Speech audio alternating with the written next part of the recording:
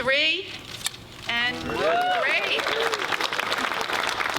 My name is Mary Ellen Zuckerman, and I'm the Provost and Vice President for Academic Affairs here at the college. And it's my pleasure to welcome you here today to the College at Brockport, State University of New York. We're delighted that you're all here today to help us celebrate this wonderful occasion. And the weather is holding for us and getting warmer by the minute, so we're all really pleased.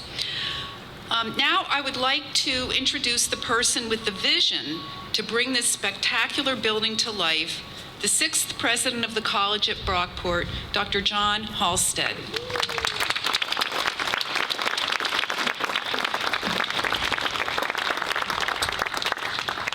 Well, thank you, Mary Ellen. Speaking of vision on this nice, bright day, good morning, Brockport. Thank you for coming out. Brockport strong, Greater Rochester area, our donors, our friends from beyond. So speaking of vision, I might actually need these here today, but I'll try to go without them. Well, it's a great day for the college, a great weekend ahead, and a momentous day for the College at Brockport, State University of New York. Before I talk about this wonderful facility, I want to acknowledge our MC today. Provost Mary Ellen Zuckerman came to us July 1 after serving as dean at both Ithaca College and Geneseo. With deep knowledge of the Greater Rochester region and beyond, Mary Ellen brings enthusiasm and passion to leading our academic enterprise. She's been a great addition to my executive team, and we look forward to her continued leadership here at the college. Let's all welcome Mary Ellen.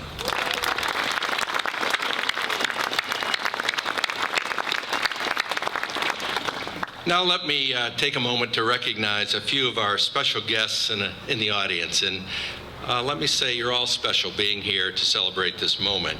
And I apologize in advance if I miss anyone. Bill Goodrich is President and CEO of LaChase Construction. Bill?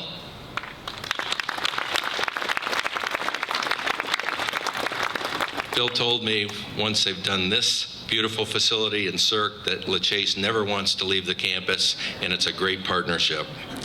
David Benetti, President of SWBR Architects. What a beautiful vision for this building.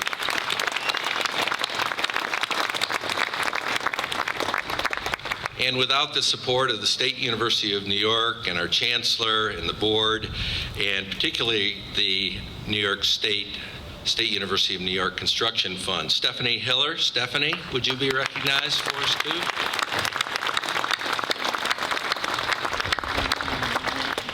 I just met Barry Flansburgh, representing New York State Assemblyman Steve Hawley. Barry?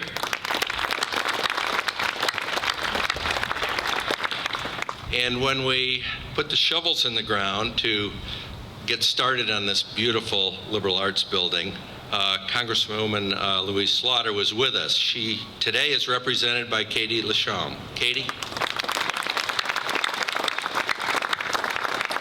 And lastly, Kaylee Benedict, representing U.S. Senator Chuck Schumer. Please give recognition. Well, I want to thank you all from the bottom of my heart for joining us today to celebrate the opening of the first new academic building on our campus in 40 years. I was just talking to our county executive, Maggie Brooks, and of course we've had townhomes and we've had science buildings and we've had the Cirque building, but this is the first truly academic building in 40 years. And as an aside, I should stop for a moment and thank the vision of President Al Brown, who for many years looked across the railroad tracks, looked to this area of campus, and he was the one who foremost had the vision to look beyond. Well, given our mission, how apropos that this building is dedicated to the liberal arts. I'm a product of that tradition, and I'm a firm believer in the lifelong value of the liberal arts. Several years ago, when we started the process that resulted in this facility, I made the pitch that resulted in $29.3 million in line items state support for this magnificent facility. I figured if the state had some money, if SUNY had some money, why shouldn't it come to Brockport? So we focused on this building and what it should be and what it should not be. Some lobbied, frankly, for a science building, which we've now enhanced in Smith and Lennon Halls. Others wanted one for business, and that will come in the future. But it didn't take long to decide, or rather reaffirm, our college's commitment to the liberal arts. It's our core mission. It's the bedrock of a Brockport education. And virtually every student that enters these halls, this institution as a freshman or transfer will walk through these very doors. What they will be taught will prepare them for a career continuing to use skills such as critical thinking, communication, creative problem solving, and collaboration. These are the skills that employers look for, again, the bedrock of a liberal arts education. This building is another opportunity to better connect with what some people see as the two sides of campus, as I alluded to earlier. With CERC opening 2 years ago and now this building, take a moment, and I know you are spellbound looking at this magnificent building, but look across the plaza, look at the vistas here with the sculpture, with the CERC, with Tuttle, and what this campus has become. It is magnificent indeed. And I made a point of walking through the liberal arts building on the first day of classes. I try to cancel most of my meetings that day, other than meeting with our college senate and others, but I take time to roam about campus, and I'm a creature of habit. So I went over to Hartwell Hall. And then I came back and I talked to our new provost, and she said, "John, what about the liberal arts building?" So we spent a good part of the day in this building and saw it come alive with classes and seminars and all kinds of creative things happening in what the architects call academic collision spaces. I love that term. Students collide with their professors in a very genteel way and come together, and that is part of their learning. You will see creative repurposed benches from the very trees that needed to be harvested to make room for this building. Yes, it's called sustainability.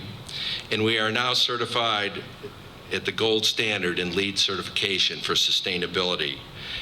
Those benches are magnificent. The whole learning environment is magnificent. So now I invite you to take one of the tours we will be offering following the ceremony. But first, a few more words about this momentous day. Thank you so much for being with us.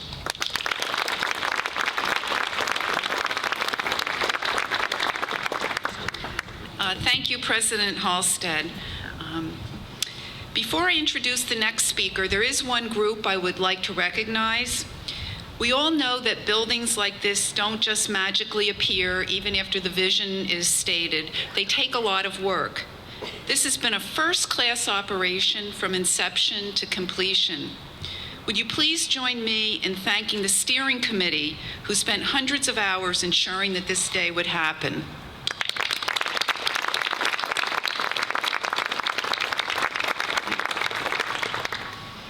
Now, I would like to introduce a good friend of the college, as well as an alumnus, New York State Senator Joe Robach. Thank you very much. Good morning, everybody. I am delighted and honored to be here in so many levels. I would say that first, as someone who has the honor and privilege of representing this community, we know how important higher education is in general, and that the success of Brockport not only helps the students that go here, but really lifts all boats, so to speak, in the community. As an alum, I couldn't be prouder, but at the same time, John, they didn't have all this cool stuff when I was going here, all these new buildings, but this is really great. And then I just think, even as an everyday citizen, again, this helps us so much, not only educate those folks, but add to the trained workforce, which is such a great asset for us here as we try to attract new businesses, whether it's the Canal Ponds, Eastman Business Park, whatever it is. You're helping polish that asset we have every day. So this building is fantastic. And I would just say very briefly, I would thank John and his team for his vision as well. But this is exactly on our end when we're negotiating, when we're trying to put the budget together, and we talk about the SUNY capital budget, this is exactly what we want to see happen. This is a beautiful building that's going to take care of many, many students, not only now, but for decades to come. It's great usage of public dollars, and it is very competitive money. The people that are here from SUNY will tell you, but I have been very glad with the efforts of our delegation and certainly President Halstead and his team. We've been very successful in getting a lot of dollars through SUNY capital budget to enhance this campus, which is just making it even more of a gem than it already is. So this is a good day. It's going to serve Brockport. It's going to add to the power of SUNY, but more importantly, the power of Brockport, its staff, and its alumni. And I just want to say, job well done. Happy to be some small part of it. Thanks.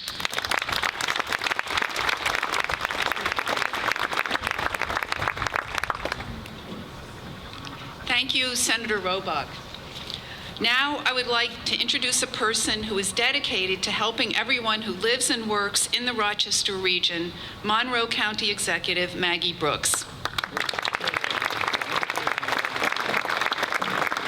Thank you and good morning. And I will say that the provost and I share a relationship with Ithaca College. And I told Joe that I'm an alumni of Ithaca College, and he said, well, that explains a lot. So I don't know what that means. I'll ask him later. But I want to congratulate everyone that was involved in this incredible project. When I walked up here this morning, I knew who built it and I knew who designed it, but you wouldn't have had to tell me because I could have guessed.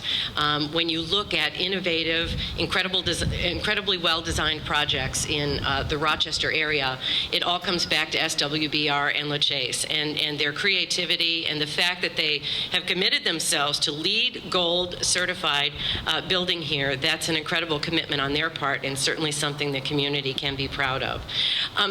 I've been doing this now for 11 years and I have visited this campus time and time again, and the progress here has just been astounding. Not only is this the first academic building in the years that were mentioned, but if you look around this campus, the whole landscape has changed. And I really credit the leadership and vision of President Halstead, his entire team here. They truly are committed and dedicated to excellence that help the students that attend this university, this college, achieve a great education. And that's not only recognized here in our region. It is recognized around the country. SUNY Brockport has been named one of the best in the Northeast, certainly named one of America's best colleges, and has been named one of the 100 best values for colleges, not just in New York State, but in the nation. And so that's something we should all take pride in. We're blessed in this region to have 19 colleges and universities, and certainly that is an extension of our commitment to economic development, but workforce development. But I will tell you that for years to come, students will be able to walk into this building and really focus on liberal arts, which I think a lot of us here believe is the foundation that is needed for success, regardless of career choice or career path. If you have a solid liberal arts education, you will succeed in whatever you do. So I do want to congratulate everyone, thank everyone for their involvement. I'm proud to be here today as part of this celebration to the future of SUNY Brockport.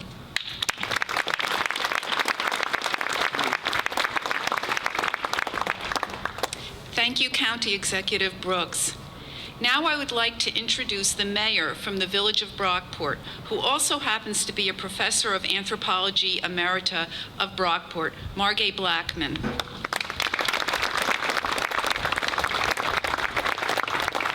Thank you, Mary Ellen, and good morning, everybody.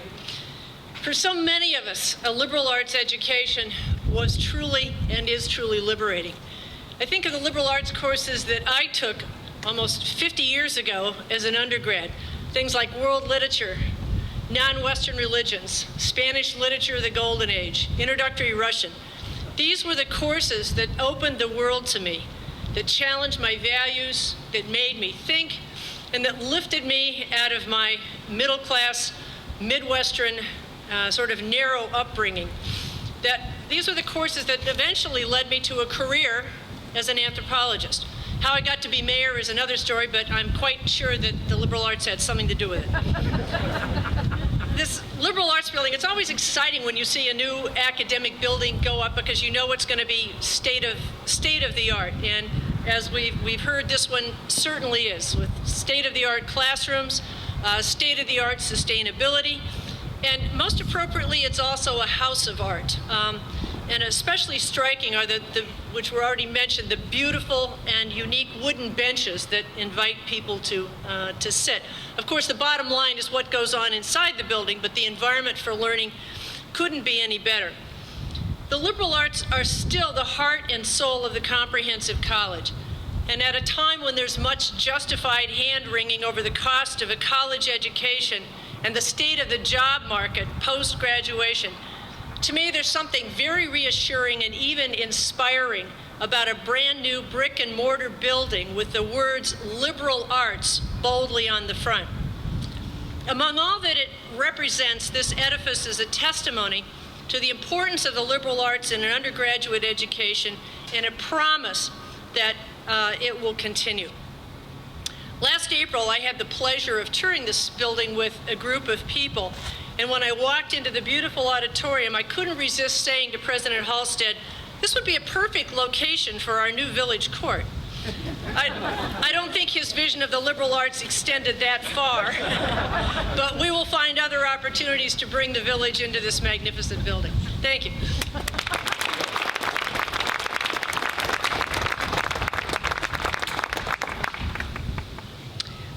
Thank you, Mayor Blackman. Now I would like to welcome Dr. Darwin Priolo, Dean of the School of Arts, Humanities, and Social Sciences. Dean Priolo will introduce someone who can speak to the importance of this building from the student perspective.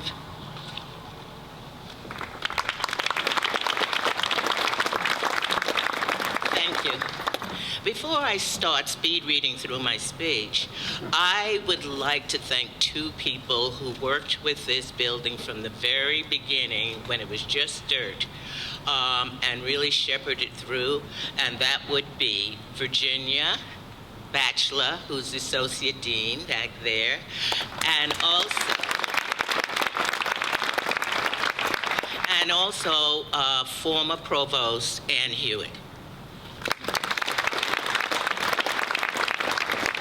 I'm proud to be the Dean of the School of the Arts, Humanities, and Social Sciences. The building is symbolic. It's symbolic of the importance of liberal arts at the College of Brockport. Someone said to me, why is this building so important? They're building state-of-the-art buildings all over the United States. And I said, it's not just a building. It's a center where the skills honed by the liberal arts experience can flourish. It is a center where we will see the incubation of critical and creative ideas, interdisciplinary and collaborative learning. It's a laboratory where students can discover and ruminate on humanity, exchange ideas, problem solve, and be flexible in the face of change. Within these walls, there is knowledge and beauty. In addition to the impressive E.E. Cummings display of paintings, there are 17 paintings by regional artists, and as the president noted, there are incredible, non-incredible benches that are made by artists across the country. If the success of a liberal arts student is to be able to view the world through broader lenses, and art is the mirror of the soul, if those two things are true, then students that pass through these doors will be prepared to meet life's challenges. So the answer is, this is more than a building. It's not just a building. Bet your soul on it. My mother once said that the proof is in the pudding. And we have a wonderful example of the proof. Lucianne Nicholson can't remember a time in her life when she was not preoccupied with access to education for all. Many interruptions would follow. And when she was 16, in high school in Brooklyn, New York, where her family immigrated, she knew that she was consumed with the prospect of educational attainment beyond high school. Unfortunately, her first attempt at a college degree followed the trajectory of too many young immigrants of the working class. Being number 5 of 8 children, within a few years, Lucienne dropped out of college to help her parents financially. Then marriage and a new set of personal obligations sprouted when she started her own family. However, those interruptions and family obligations only intensified her hunger for more education and deepened her commitment to promoting comprehensive education for all. Undeterred, already a mom, Lucienne tried new ways and difficult avenues. And each time, her children's needs derailed her goals temporarily. After another stretch of time, she returned to school for good and would eventually transfer to Brockport. Putting it all in perspective, Lucienne has been pursuing a 4-year post-secondary education for the last 38 years. When asked about the source of her tenacity, Lucienne attributes her persistence to her insatiable love of knowledge, fueled by passion to make a difference in the world. Lucienne is in the Honors College. She is the 2014 Outstanding McNair Scholar, and let me say, she credits the McNair program for helping to keep her eyes on the prize when the going got tough. Lucienne is the recipient of the 2014 Women and Gender Studies Harriet Whitman Outstanding Student Award. I believe she is a member of every honor society on the campus. Way too many to list. Lucienne's engagement extends beyond the classroom. She is a member of the Community Development, the Women Advisory Board, and the founder and president of the Adult Lifelong Learner. Off campus, Lucienne is the campus representative for the American Association of University Women, AAUW. And recently, she was offered the administrative director post on the New York State Board.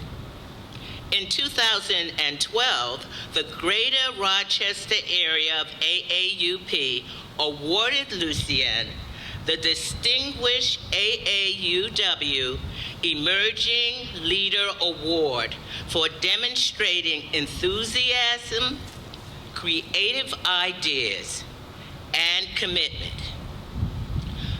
I would be amiss not to mention her most recent scholarly research, Pink Transgressions, which was just published in Dissenting Voice, available on Brockport's Open Access.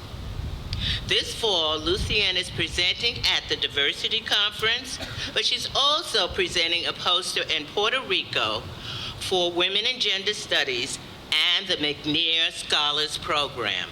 I am very proud to present Lucienne Nicholson.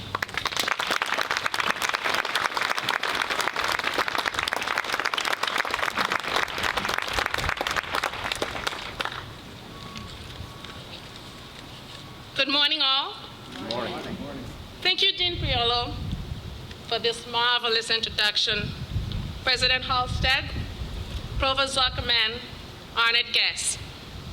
I am elated to speak with you today as a Women and Gender Studies major here at Brockport, as we celebrate this wonderful new liberal arts building. I will earn my bachelor's in arts degree in December of this year, and I'm proud to say I will become a Brockport graduate.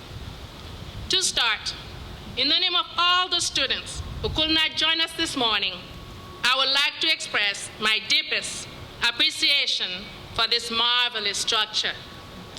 Our brand new liberal arts building is aesthetically pleasing, stylish, and sophisticated looking, with attention to details from the striking and dynamic curves of the structure to the span of glass that lets in light, brightening the length of the footbridge and connects to the library, especially appreciated in moments of inclement weather,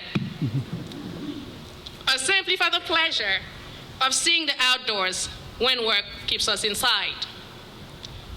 The significant financial investment that made this structure possible instills a sense of pride and recognition for the liberal arts. I would like to thank everyone who has contributed financially and otherwise make this project possible. Your generosity has served to demonstrate that here at Brockport, we take the prospect of a liberal education very seriously. As it is exciting to seize this opportunity also to articulate why I believe in a liberal education. But first, I will begin by telling you a little bit about myself and why I chose a degree in liberal education in women and gender studies in Brockport schools in the arts, humanities, and social sciences. My exposure to a liberal education began a long time ago in a place far from here. I am a naturalized American. I was born in Haiti and spoke 2 other languages prior to immigrating to New York City. When I arrived in America, I was confronted by the challenges of acquiring a 3rd language.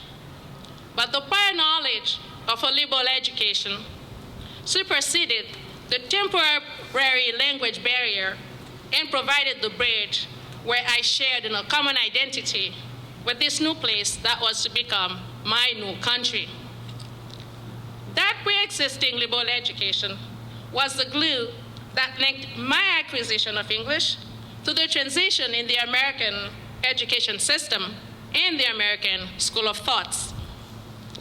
Using my personal academic experiences, I confirm that a liberal education is a common ground where we all meet, where we compare values and influence thoughts.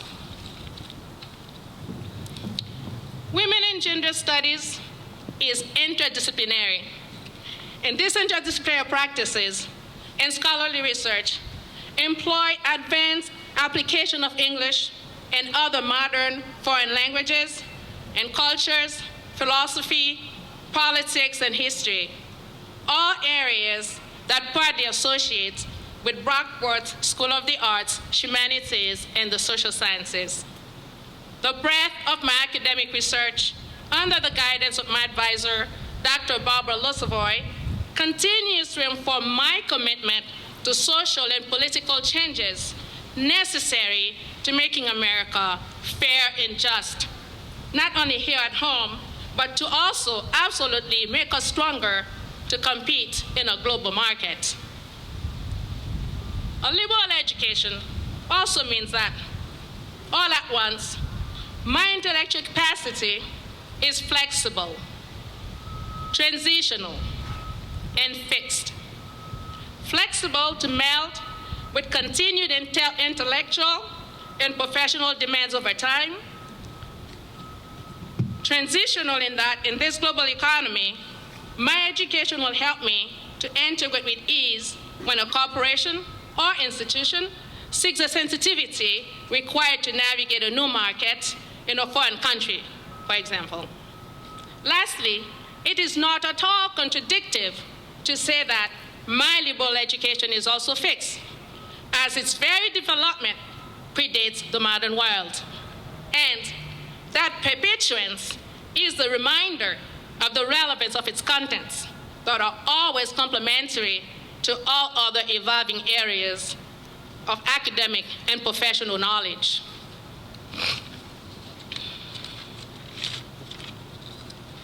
The sentiment that a liberal education is desirable is not mine alone. Contrary to popular perceptions, many leaders of large American corporations are lamenting more and more the perils of an overly specialized workforce so narrowly educated that some are daunted by mere spelling, basic grammar, and lack the capacity to arrive at sound decision-making that can only result from the ability to think in encompassing ways, to apply creative solutions, to face in the marketplace. All these are needed to render a succinct and convincing conclusion to the challenges they're sure to face. In addition, some leaders believe that a democracy that persists requires a citizenry educated in all the areas in a liberal education. What better way to close my argument for a liberal education than invoking the wisdom of Norman Augustine, a former CEO of the Lockheed Martin Corporation, who said this in 2013. It is easy to articulate for the case to invest in science and engineering because the results are largely tangible. CAT scans, vaccines, GPS, they're concrete, you can see them. You are done to say it is more difficult, but no less important, to make the case for the humanities, where one learns critical thinking, values, teamwork, and the art of expression. And he continued, while science and engineering is the beginning of a more complex educational process, one cannot live by equations alone. He added, the need is increasing for workers with greater foreign language skills and an expanded knowledge of economics, history, and geography. He finished off with this quote, who wants a technology-driven economy when those who drive it are not grounded in such fields as ethics? Clearly, Mr. Augustine's passionate words defy the rallying cry that the American economy strictly depends on specialized graduates. It is worth reiterating, for the long run, employers need logical thinkers armed with the ability to do deductive reasoning, inductive reasoning, to extrapolate, and to be able to bring about or write that important memo which can influence big decisions. Once more, I am grateful to be part of this new liberal arts building, and I strongly hope that the day will soon come where, as a nation, we will never again doubt the indisputable merit of a liberal education. Thank you.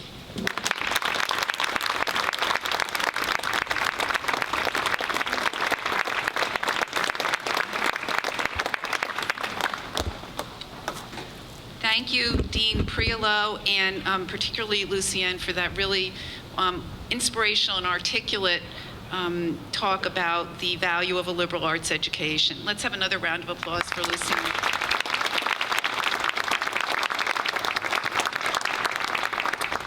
Well, we're just about ready for the ceremonial ribbon cutting. Before we get to that, I did want to invite you all to join President Hallstatt as we recognize two generous donors who have lent their names to some spaces in and around the Liberal Arts Building. So right after the ribbon cutting, we'll begin with the naming of the Liberal Arts Plaza and work our way into the building. We'll gather at the stanchions for the first dedication as soon as we officially open the building. So now on to the ribbon cutting. I would ask all of our guests to come around behind the ribbons, and President Hallstatt and Lucienne to please take the scissors.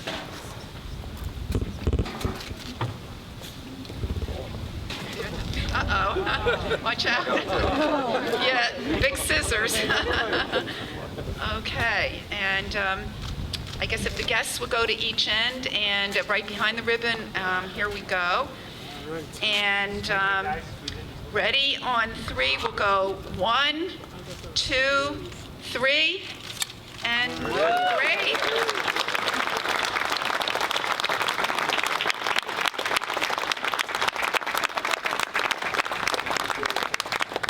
Okay, great job. And this concludes the formal portion of our ceremony. I hope many of you will join us later this afternoon at 2 p.m. for presentations from the academic departments housed in this building. And at this time, I would like to invite everyone to join us for the dedications, and then into the lobby of the Liberal Arts Building. I know there's some refreshments for a reception, and also they'll be giving tours of the building. So thank you to the Brockport Auxiliary Services Corporation for providing the refreshments, and to our facilities crew for providing the setup. Have a great day, and thanks again for coming out for this wonderful occasion.